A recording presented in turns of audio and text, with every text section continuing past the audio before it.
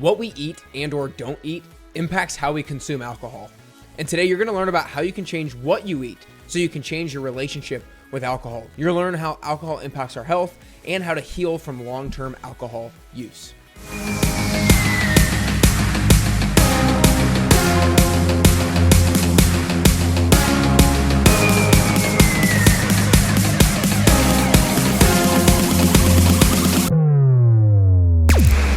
Dr. Brooke Scheller is a doctor of clinical nutrition, the founder of Functional Sobriety, and the author of the amazing book, How to Eat to Change How You Drink. After finding freedom from alcohol in 2021, Dr. Brooke was inspired to share her experience in sobriety and applied her expertise in nutrition and functional medicine to help others change their relationship with alcohol. Her approach results in improved brain health, mood, energy, focus, gut health, and hormone balance. If you're listening on the Apple Podcast app or on Spotify, make sure you hit the follow button. Even if you've been listening to a lot of episodes but you don't yet follow us, make sure you hit the follow button and make sure you're subscribing on YouTube as well. But for now, it's time to get closer and closer to your best you with Dr. Brooke Scheller. All right, what's up, everybody? Welcome back to the Best You Podcast. Today, I'm super excited to be joined by Dr. Brooke Scheller. You guys, I recently finished her book, probably about a month ago now, How to Eat to Change How You Drink. Heal your gut, mend your mind, and improve nutrition to change your relationship with alcohol. This is going to be a topic where so many of you guys I know are going to be kind of on the edge of your seat, really listening in, because I know that so many of you guys I coach to help reduce or eliminate your consumption of alcohol. And this is just a topic that I know is on so many of you guys' minds. So today we're really going to talk about, like I said, how we can eat so that eating is a tool to reduce our alcohol consumption or maybe even eliminate it altogether if that's a goal of yours. We're going to talk about how foods impact our hormones, our gut health, our brain health, and neurotransmitters. We're going to talk about foods that we can eat to help improve our relationship and consumption of alcohol. We'll also talk about behavioral tactics for how to reduce or eliminate the need to have like a drink to wind down at night, how to fall asleep more easily without alcohol, or how to approach maybe like a work happy hour where you want to maybe not drink at all or maybe drink less. But today I want to start with the food side of things. And I really want to start like more specifically with blood sugar levels and their relationship with alcohol consumption. So I want you to kind of talk to us about some of the different ways that alcohol relates to our blood sugar levels. I know you talk in the book about how glucagon, how it impacts glucagon, how it impacts our cravings and more. So talk to us a little bit about how our consumption of alcohol impacts our blood sugar levels, and I guess kind of how that relates to food consumption as well. Yeah, so thanks for having me, Nick. I'm thrilled to be here and always thrilled to talk about this topic. It's something I'm really passionate about. It's something that I never anticipated being passionate about because I used to be a really heavy drinker. And when I got sober in 2021, I was already a doctor of nutrition by trade. And for me, the science is always fascinating, right? And actually, one of the first areas that I became really interested in was alcohol's impact on blood sugar. And there's a lot of research, long-term research on the effects of alcohol and blood sugar. In fact, the reason why diabetics are advised not to drink is because alcohol affects blood sugar. And we often think that blood sugar issues means blood sugar being high, but actually what happens when we consume alcohol, if we consume something that's high in sugar and carbohydrates, sure, that can drive up blood sugar levels, but the way that alcohol affects the body and the liver specifically actually leads our body more toward a tendency to hypoglycemia, which is low blood sugar. So what happens is the more frequently we consume alcohol, the more we can kind of send our body into this state of low blood sugar. And what happens when we have low blood sugar is we end up having a manifestation of cravings for things like sugar and carbohydrates, but it can also manifest as a craving for alcohol, right? And so I always give the example of people who at the end of the day are really looking to have something to unwind. They need that drink. It feels like an insatiable craving. And my first question is always, when was the last time you had something to eat? Right? Because typically it was lunch 5-6 hours ago, or maybe they had an afternoon snack, something that was high in sugar and carbohydrates. And oftentimes when we feel that craving or that intense desire for alcohol, It's usually just simply that we have low blood sugar, which we don't necessarily need to support by having a drink. That's actually going to make things worse in the long run. But by having something to eat, something high in protein, healthy source of fiber-rich carbs or healthy fats, is actually going to help bring blood sugar back up and help alleviate those cravings. So it's a really interesting area because we talk about something like protein, for example, for so many different benefits, muscle building, blood sugar management, et cetera, but we often don't think of protein to support alcohol. And that's actually one of my first and foremost recommendations for clients. And that the reason being what you just said, because oftentimes people will go to drink because they feel like they have a craving, when in reality they just need to eat a little bit of something, and protein can be that thing to be satisfying and also bring your blood sugar level up to a point where you're not feeling that craving or desire any longer. Well, protein is going to help stabilize the blood sugar so that we don't have these kinds of steep increases followed by steep drop-offs, right? So if we're eating a diet that's higher in sugar and carbohydrates, we're going to end up with these more extreme increases in sugar and more extreme decreases in sugar, which can lead to that low blood sugar scenario. And for those who have maybe a heavier drinking history, for people who drink more frequently, maybe a few times per week, several times per week, maybe getting closer to every day, that is going to manifest more for those people. So those who have a heavier kind of drinking history are going to have more of these incidences of low blood sugar, right? And again, that can be why cravings can feel really overwhelming or really difficult to manage. And oftentimes, what do? We say, well, we beat ourselves up. We don't have the willpower. And really, it's just our body sending us signals saying, I need something, right? And so by identifying, is that something food? We can then go to that as an option rather than picking up a drink, which doesn't necessarily help us in the long run. It's only going to kind of continue to have us feeling those cravings and those urges to drink. Yeah, that's good. And I want to get to later on in the episode about, I know that people often feel like after dinner, especially if they have young kids, putting the kids to bed, they just feel like they have to have a drink to wind down. So we're going to get to that topic a little bit later, but kind of staying on some of the more food side of things here. I know that you talk about a lot in the book, the consumption of alcohol leads to a reduction in the absorption of nutrients from the foods that we actually eat. So you might be eating the right things and you might be like actually eating the right nutrients, but you're not able to actually absorb and utilize those nutrients to the same degree if you're drinking a lot. So talk to us a little bit about why that actually happens. Yeah, so again, this is another area that's really well studied on the effects of alcohol and how alcohol affects the body. One of the things that it does is it affects our nutrient levels quite significantly. And that's everything from our B vitamins to our vitamin D, our magnesium, our zinc, our iron, our protein, our omega-3. I mean, you name it, and alcohol can affect our body's absorption of it.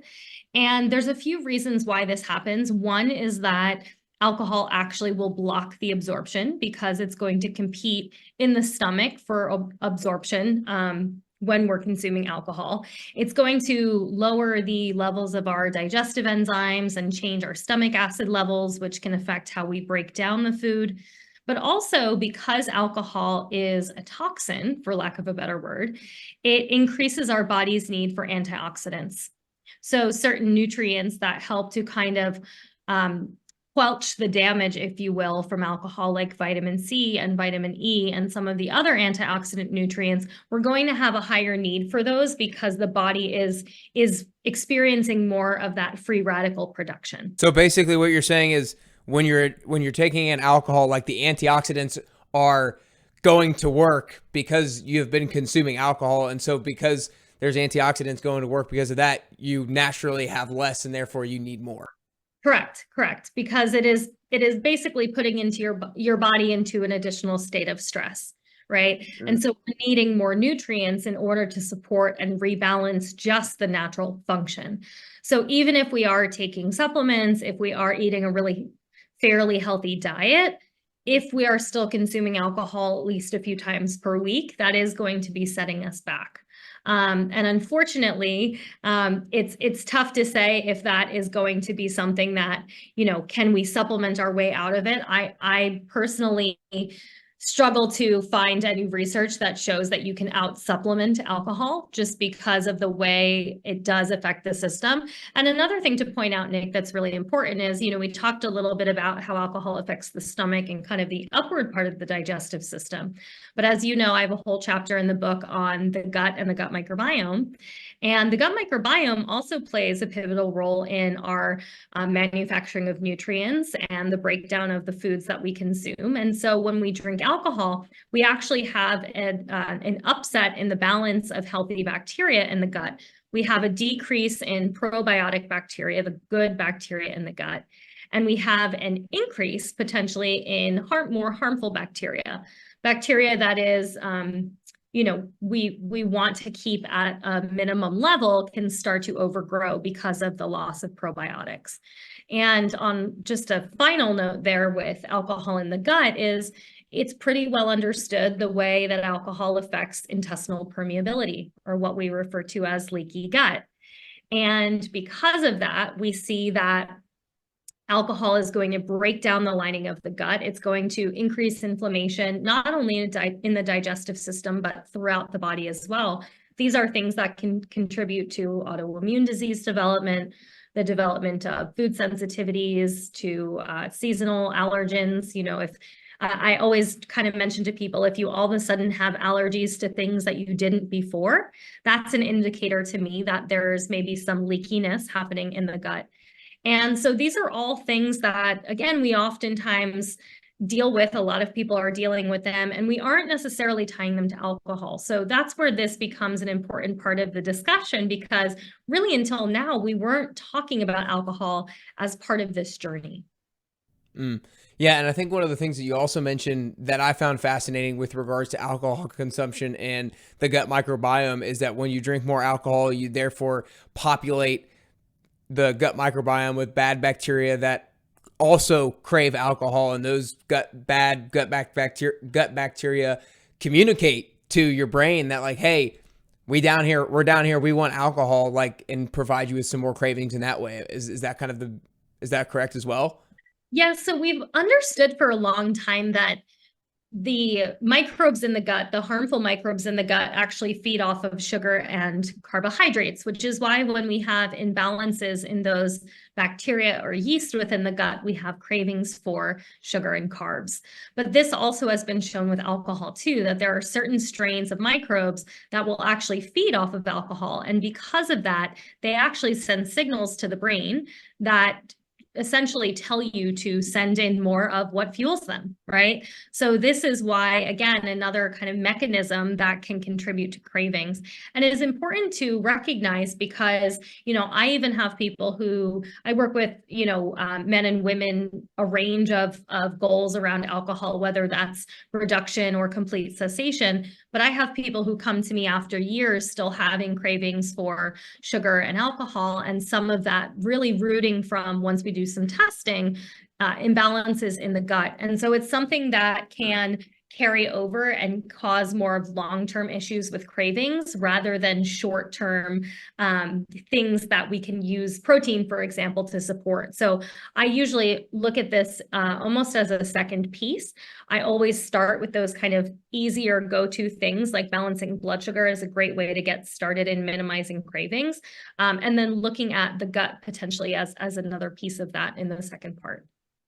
Yeah. I don't know if there is specific science or research that has been able to be done on this, but if, let's say, somebody who's drinking alcohol regularly and they're populating their gut microbiome with these harmful bacteria that crave alcohol, how long would somebody need to go on like a alcohol cleanse, if you will, for those bacteria to be completely eliminated or removed from the gut microbiome so that they maybe are not experiencing as many cravings because of them? Yeah, so anytime we're looking to make changes to the gut microbiome, I tell people it generally takes anywhere between 2 to 6 months in order to make changes. And that's given that we're doing the right things in terms of, eating a diet Right. that's going to support that, that maybe we're taking supplements that's going to repopulate the appropriate probiotic bacteria. And this is why I recommend to a lot of people doing a stool test and seeing what their gut microbiome looks like. We can get a lot of information from these types of tests, and it can really help guide how we would use supplements and how we would support someone with dietary measures in order to change that. And one example that I always give is I have clients come in all the time that have taken probiotics for years. And we do a stool test to see what's going on in there, and they have little to no probiotic growth at all in their gut. And here they were thinking they were doing a positive thing by taking this probiotic, and then still kind of wondering why maybe things are not right. But once we see that information, once we see what's actually going on in the gut, that then tells us, are there other things that we need to do in order to get the probiotic levels to come back up? Sometimes that means taking prebiotic supplements and really boosting it on that end. Sometimes there's also too much overgrowth of that harmful bacteria, where we actually use herbs and antimicrobial supplements to start to reduce the amount of harmful microbes before we would bring in probiotics to start to repopulate. So the stool testing, and one of the things that I do with my online programs that are designed for anyone who's looking to kind of support alcohol reduction or cessation through the lens of functional medicine and nutrition, is you can get access to stool testing through our courses, so that you can start to learn more about your own body and what's going on there, so that we can make informed decisions about what's best for you. Yeah, to address one of the things you said that there might be an overgrowth of bad bacteria in your gut microbiome, therefore like not allowing maybe the space for good bacteria to be growing and to populate. And then you said that sometimes that leads you to providing or having them start taking herbs or some other supplements. Give us a little bit more information around what that actually looks like. Like what herbs or what supplements do people take to reduce the harmful bacteria overgrowth in their gut? Yeah, so there's several different things that can be used. And actually, there was this moment last year where berberine was this really hot topic. And people can use berberine for helping to balance blood sugar and to help with weight management and things along those lines. But actually, one of the side effects that people were experiencing with using berberine was digestive upset. Well, berberine is actually one of the herbs that we use oftentimes to kind of restore this balance. But there are many others, things like Oregon grapefruit. Sometimes we use oregano oil.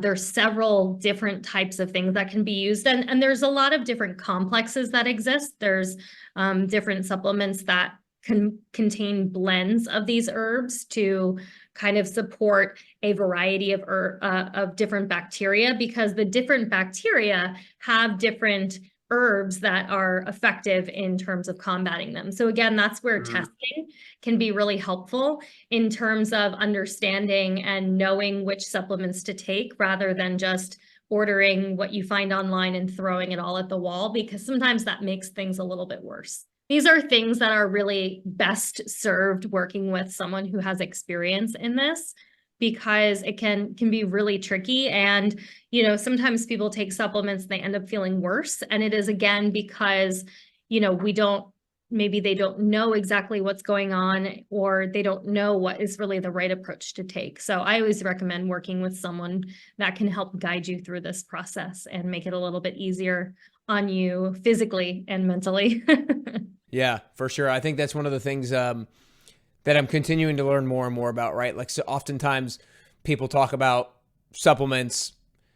People online will talk about the benefits of a supplement, and somebody will hear it and then get it, but not based off of any testing that they had done or any specific thing that they know is wrong with them. So it's really important to make sure you're not supplementing just for the sake of supplementing, but supplementing because you know that you're trying to attack a specific problem that you actually have. So that's really great. Now, there's gonna be a lot of people who are listening on here who have the goal of maybe losing a little bit of body fat, not necessarily maybe like 5-10 pounds, and they're gonna be the kind of person who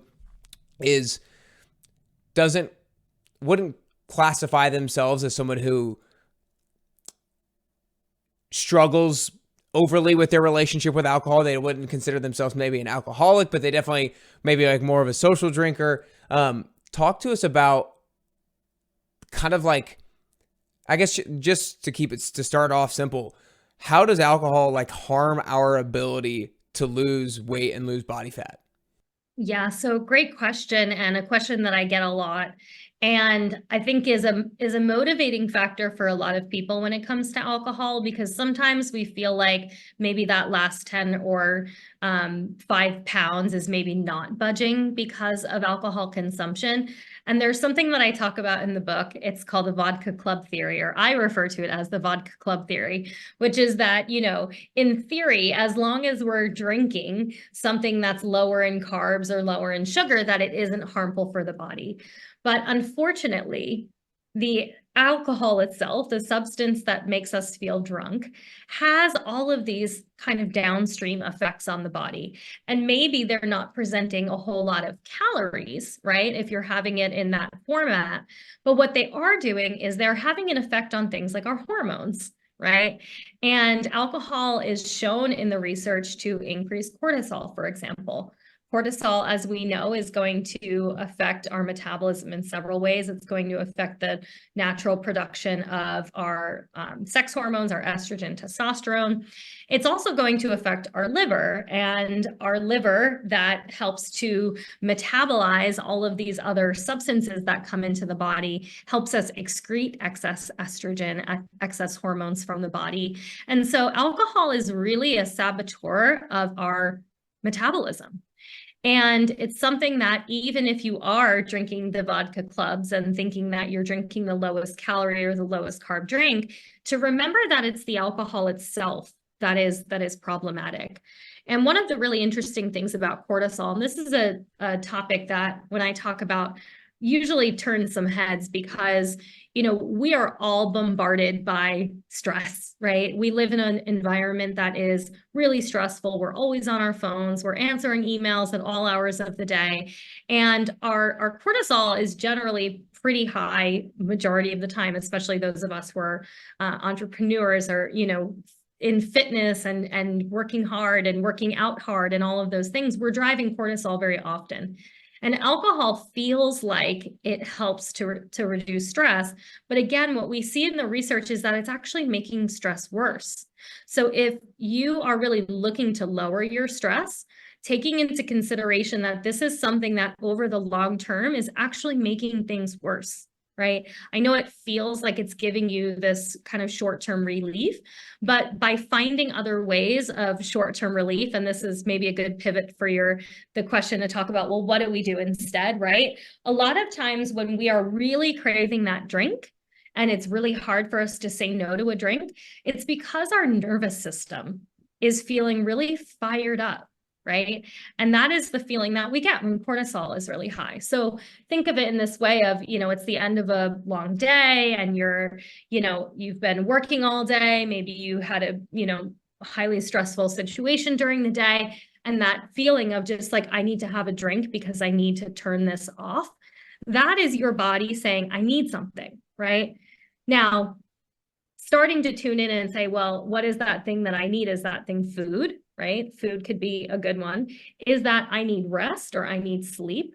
Maybe it's I need something to actually reduce my nervous system. Maybe that is some form of meditation. Maybe it's exercise. Maybe it's simply getting outdoors for a walk. But that is an indicator that it's a red flag. It's a signal from your body saying, I need something. So by kind of getting in there and finding out what it is that we need, we can start to find that instead of quieting the noise or turning that noise down with alcohol and kind of prolonging the situation. Yeah, that's so good. And I think, like you said, each person just needs to be in tune with their own body as much as possible so that they can experiment with, is it food that I need? Is it rest that I need? Do I need to go outside on a walk? Do I need to get out in the sun? Do I need to have a conversation with somebody? Because it's going to be different for each person at every moment in time. And so being aware of those and being emotionally agile enough to be able to kind of like select which thing you need to be doing in order to satisfy that craving or that need, if you will, is super important. And I'm sure just continually just takes time for a lot of people to get better at. And it's absolutely, it's a hard thing to do because what happens is we get so much into this habit, right? We get into this habit of turning to alcohol to fill that need. It works really fast and it's really effective, right? So it's something that we often go to because we know it works and it works well, right? And so when we start this process of reevaluating our relationship with alcohol, and if we are going to maybe start cutting back, or, I always recommend trying things like, we just ended dry January, but trying a month off of alcohol, trying 2 months off of alcohol, 6 weeks off of alcohol, because it will be hard and it'll be challenging, and you will come up against situations where you are kind of on the edge and about to maybe break that streak. But it's a really insightful time because you can really learn a lot about your body. When we become reliant on alcohol to be that source that cuts us off, we become really disconnected, right? So exactly like you said, Nick, is it's really hard in the beginning to say, well, what is it that I need? Because I'm used to using this one size fits all to fill that need. And so it's getting back to our body, getting back in tune with our body ourselves. This is it can be a really sticky topic because we start getting into the nuances of, having to call ourselves an alcoholic or identify with having a problem with alcohol.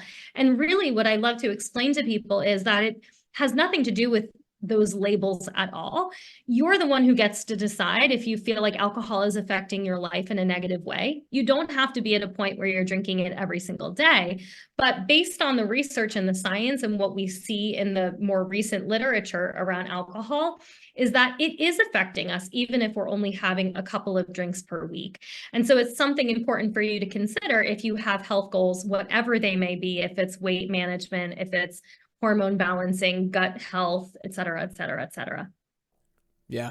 Man, there's so much I want to get into. So I want to have a few more topics I want to get into, but I really love how you talked about the benefits of maybe taking some time off of alcohol from the standpoint of how much you can actually learn about yourself and your body and how to manage that I need a drink feeling and what you can substitute that for. Because I think oftentimes when people do something like dry January or take some time off of alcohol, so many people do it purely from the standpoint of maybe losing body fat or, losing the holiday weight that they just put on and doing that in January. And therefore they kind of like lose some of the benefits of trying to learn about their body. So if you're doing one of these things for the sake of losing body fat, like great, but try to also extract the benefits of learning about yourself and learning about the body and learning about what maybe substitutes you can more routinely implement into your lifestyle when you have that I need a drink type feeling. That was so good. I want to talk about kind of alcohol, and you talked about how a lot of people look at alcohol as a stress reliever. And that's how often people think about it before they go to bed. They think alcohol helps me fall asleep a little bit easier. And just to kind of get a little bit into the science real quickly, you talk about how GABA, G-A-B-A for those listening, is a hormone that is kind of acts as our brake pedal. It relaxes us and it calms us down. But in order for our body to convert what's called glutamate into GABA, we need sufficient B6 and magnesium in our body. And so oftentimes, maybe some people take magnesium to help fall asleep, to help spark GABA into production, so we feel that brake pedal.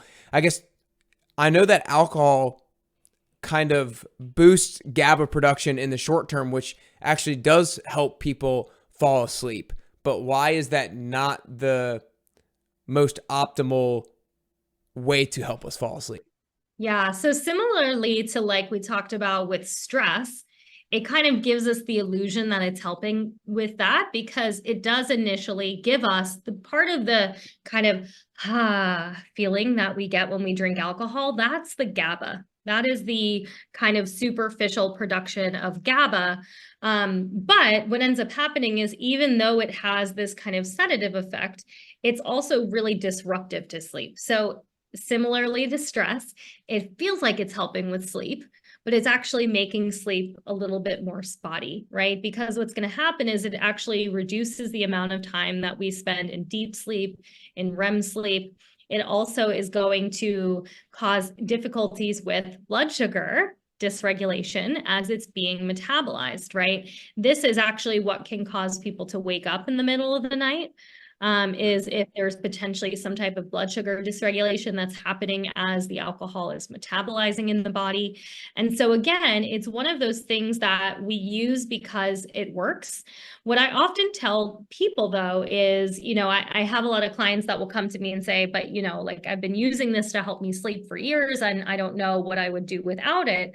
Usually within 2 or 3 weeks, people's sleep cycles start to regulate again without alcohol. So sometimes people struggle in the first kind of weeks in taking it out with sleep. We'll use certain supplements like L-theanine, or maybe we'll use a sleep aid, something that's maybe a combination of some different herbs like valerian root, for example. Magnesium can really be great for inducing sleep.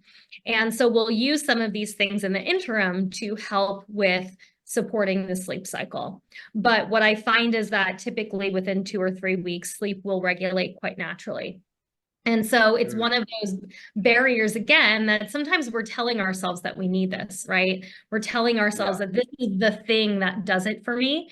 But it isn't the only thing that can do it for you, right? It's just something that is really effective because it's a toxin, right? So it's shutting down our nervous system. It's actually allowing us to, it's providing this sedative effect, but not in a natural way, right? And so if the goal is to find out the root cause and what's really, going on in your body or what's causing those imbalances, then we want to take that away and again, start to find what it is that the body might really be missing to help you sleep naturally.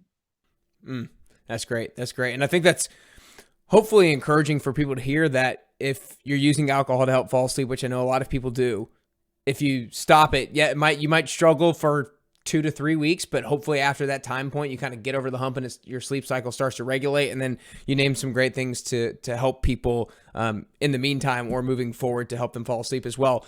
2 more things I want to discuss. First one is kind of like alcohol and genetics, because I don't know, I feel like you don't touch that much on that in your book, but I'm just curious personally. And then I want to finish with the behavioral question, but the genetic side of alcohol, I think it's so often justifiable to drink sometimes because we see somebody else drinking and they look great and they don't have any health complications.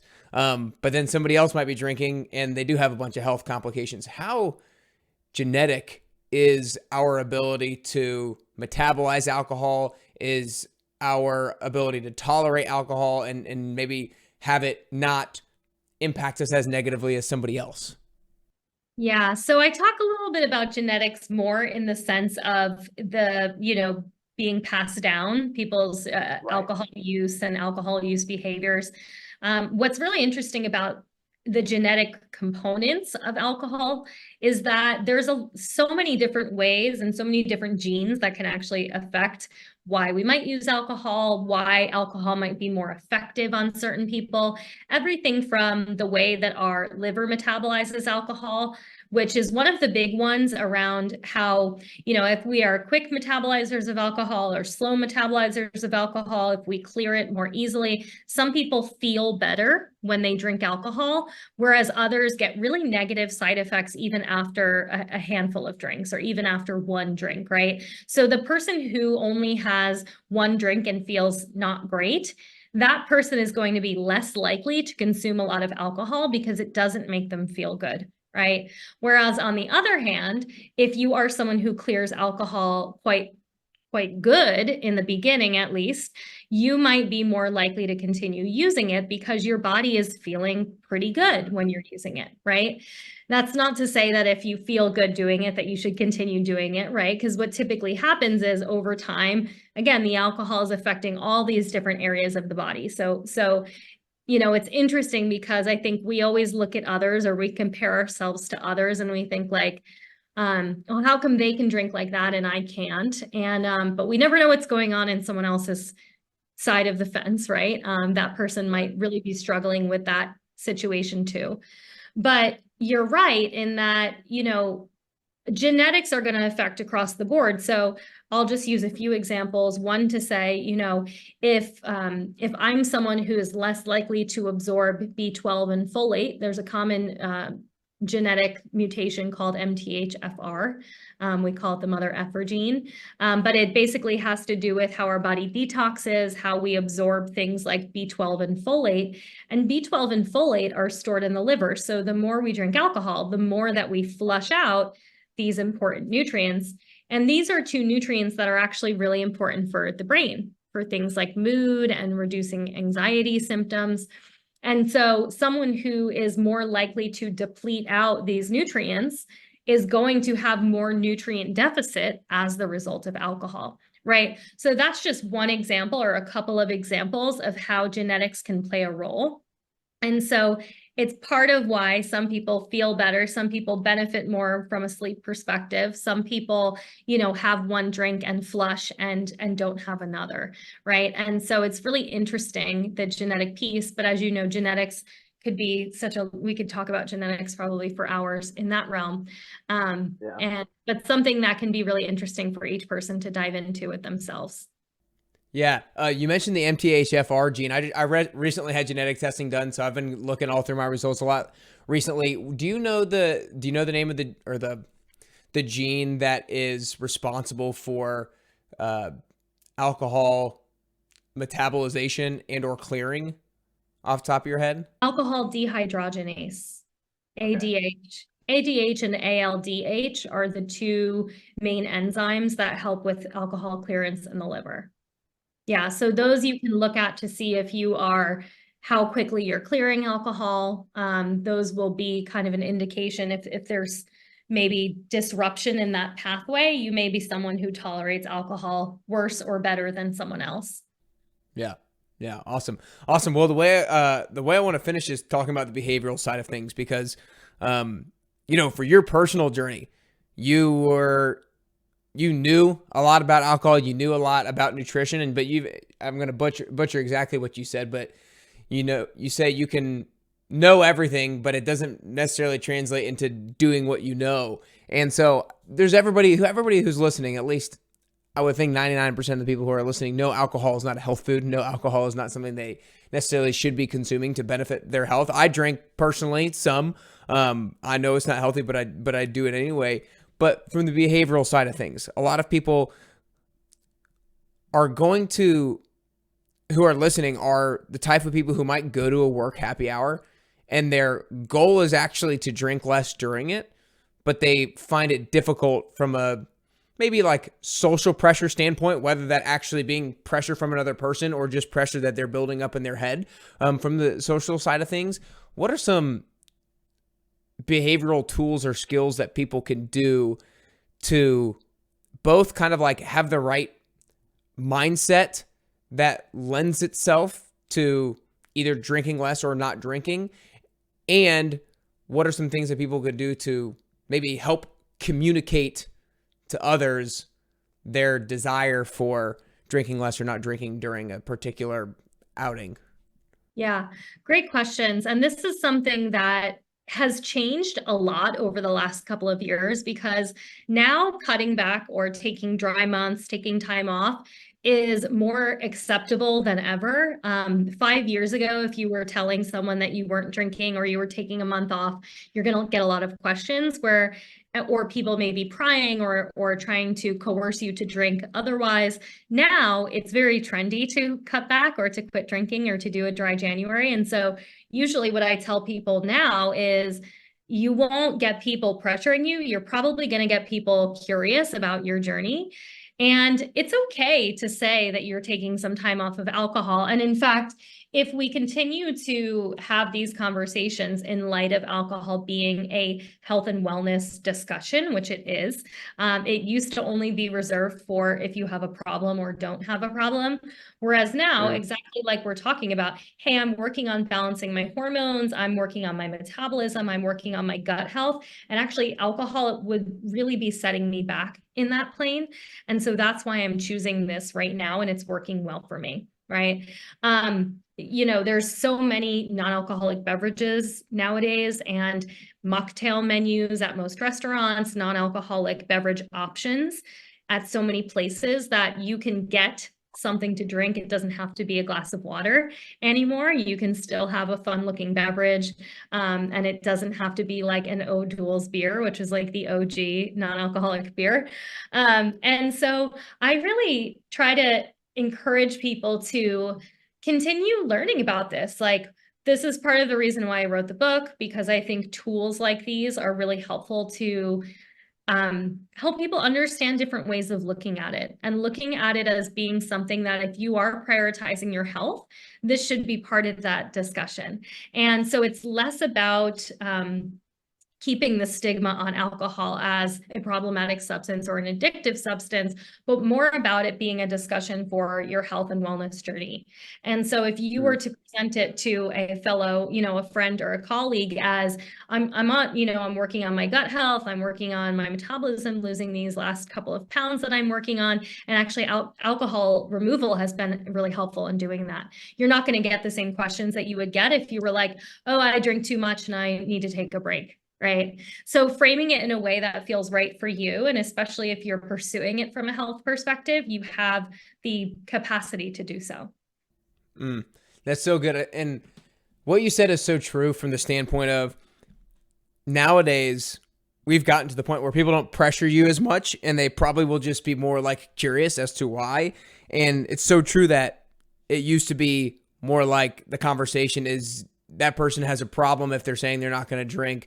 Or they don't have a problem. But now, like you said, it's so much more of the wellness conversation, and people are so much more open to that. And I think that that's important for everybody who's listening to remember and realize, because I think oftentimes we think that they're going to judge us from the standpoint of, if I say I'm not drinking, then they think I have a problem, when it's like, no, they actually might just think that you're doing a wellness journey or looking to improve something. So not building that like false presumption that's what that person's going to be thinking. I know I said that was the last question, but I got one more, just from the standpoint, because I know everybody's going to want to be curious around like how much alcohol is quote okay to have per week. Again, no amount is going to be necessarily beneficial for your health, but from the standpoint of somebody who's like, I know I'm drinking more than I want to right now. My goal is not to completely eliminate alcohol. My goal is to reduce it to a standpoint where it's not negatively impacting my health to a great degree, but I still want to enjoy a drink every now and then. Is there a certain number of like drinks per week, or a certain number of like frequency or like frequency or intensity, for lack of better terms, of what is kind of like okay or not too detrimental, if you will? And I know it's person by person, but. Well, and I'll tell you what the current kind of guidance is. And right now, the US guidance is the same as it has been for many years, which still stands around 2 drinks or less per day for men, 1 drink or less per day for women. But over the last couple of years, and in the US, we only modify dietary guidance every 5 years. So in 2025, there'll be another renovation, if you will, to the American USDA dietary guidelines. So we'll see what comes of that. But over the last several years, with a lot of new research between 2021, 2022, a couple of big studies in 2023, Canada actually released guidance in mid-year of 2022 that actually limited the recommendations for alcohol to no more than 2. Anything over 2 drinks per week increases health risk. Anything over 7 drinks per week starts to increase health risk even further. So we're looking at bringing that number from 2 a day down to 2 a week, right? And so I know that seems quite extreme, but over the last several years, again, with research really showing the detrimental effects of even just a single drink affecting the brain, affecting cardiovascular risk, even though it sounds counterintuitive to what was previously said in the early 2000s with cardiovascular risk, a lot of that has been turned around in the research since. And so it's a tough thing because we're now having to backpedal, right? We had given this advice that maybe, we'll see how things kind of continue to go. But what I can share as an expert in this space is really the less alcohol is going to be best for you. And you might find, I know that sounds hard. Trust me, I was a daily drinker in the end by the time I quit. Now I can't imagine going back to it at all. And it's just so much of it is habits, so much of it is our environment. And when we take it out, we can really start to experience ourselves, our full spectrum of emotions, which can be really hard, but really worthwhile at the same time, and really start to reap the health benefits. And again, as I can say, now is the best time to do it because we live in a world that's really accepting and really supportive of alcohol reduction and elimination in a way that has never existed before. And that's really cool. Yeah, that's so true. That's so true. Well, not only in your book do you give so much of the science and advice when it comes to nutrition and gut health and all the kind of things that we discussed today, but you also talk a lot about your story in the book. So if you guys are interested in learning obviously more about the science and the stuff, but also hearing a little bit more of her story about how she got to the point of doing daily drinking, got to the point of working away from that, then I would definitely encourage you to pick the book up. How to Eat to Change How You Drink, Heal Your Gut, Mend Your Mind, and Improve Nutrition to Change Your Relationship with Alcohol. It really is so good. And I know that this is a topic that is just continually getting more and more eyeballs and ears and attention, which is great. And people are becoming more and more mindful of it. And I love how the conversation around it is a lot less judgy and a lot more wellness based than it ever has been in the past. So you guys make sure you go pick up the book. Make sure you follow her on Instagram at Dr. Brooke Scheller as well. Is there any good place where people could go learn more about you or support you? Yeah, you can learn more about my programs and me at functionalsobriety.com, which is my online program. And also the book is available wherever books are sold. So Amazon, Barnes & Noble, wherever you get your books, and you could get it on Kindle, Audible, hardback, paperback, however you like to read. Beautiful. Beautiful. Well, Brooke, that was awesome. So many great things that people learned today from the blood sugar standpoint, nutrient absorption, gut microbiome, why it harms us or blocks us from losing weight and losing body fat, and so many more. Just really appreciate your time today. I know a lot of people learned a lot, hopefully took some notes, and yeah, that's all we got. Appreciate you. Thanks, Nick. Thanks for having me. That interview with Dr. Scheller was both fascinating and informative, while also being a good reminder to manage my alcohol consumption. And I hope you feel more informed, more educated, and more empowered to stick with healthier alcohol decision making as well. Remember, if you're looking for a fitness program that can be flexible with your schedule, that focuses on nutrition, and will hold you accountable so that you can regain the confidence that you once had in your health, then the virtual 10-week transformation might be right for you. Try out our 1-week free trial by going to nickcarrier.com/free trial today. Again, go to nickcarrier.com/free trial to get started today. Some of my biggest takeaways from Dr. Scheller are the following. Number one, if we're having a craving for alcohol, it actually might just be a craving for food. We might just need to go grab a snack because of our current low blood sugar levels. Secondly is alcohol blocks the absorption of nutrients that we get from our food. So even if we're eating a really healthy diet, we might not be reaping all the benefits from the diet because of our alcohol consumption.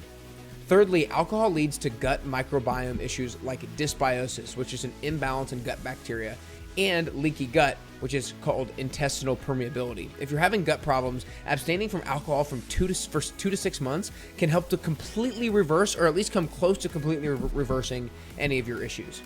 Number 4, alcohol may help falling asleep, but it actually disrupts staying asleep and will make it worse. Alcohol may help reduce stress levels in the moment, but in the long run, it's going to make things worse. Look, I'm not here to tell you to never drink again. Personally, I do drink, and it's usually on a weekly basis. And I know drinking alcohol is not healthy, but sometimes I'm personally okay with sacrificing a little bit of health for quality of life. However, all these things I learned today are good reminders to always be sure to manage my alcohol intake so I can stay as healthy as I possibly can. I hope today helps you get closer to the healthiest version of yourself and ultimately get you closer and closer to your best you.